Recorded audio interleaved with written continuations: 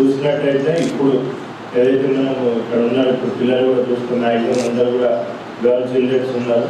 So girl education so ఇప్పుడు మనం almost సమానత్వంగా మనం చూస్తూ ఉన్నాం. బాయ్ అయినా గర్ల్ అయినా ప్రతి ఒక్కరు కూడా విద్య నేర్పించాలనేసి.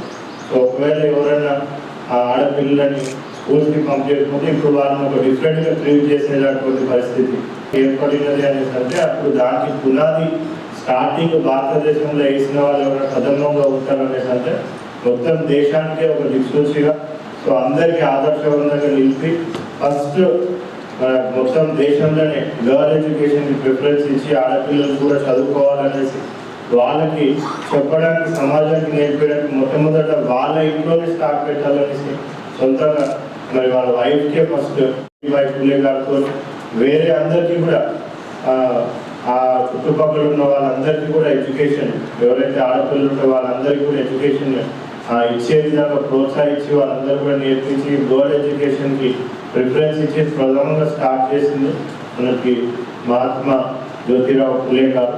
సో ఆ రాజ్యాంగంలో కానివ్వండి మన లాస్లో కానివ్వండి ఇప్పుడు మనకి ఉమెన్స్ ఉన్న ప్రొటెక్షన్ కానివ్వండి సో వాళ్ళకున్న స్వేచ్ఛ కానివ్వండి సో ఇవంతా కూడా మనకి ఇప్పుడు సిద్ధించినట్టే అప్పుడు ఆ మహనీయులందరూ కూడా వాళ్ళు అక్కడ అప్పుడు వాళ్ళు వేసిన స్ట్రాంగ్ బేసిస్ మనకి ఇప్పుడు వరకు కూడా ఇప్పుడు కంటిన్యూ అవుతాము.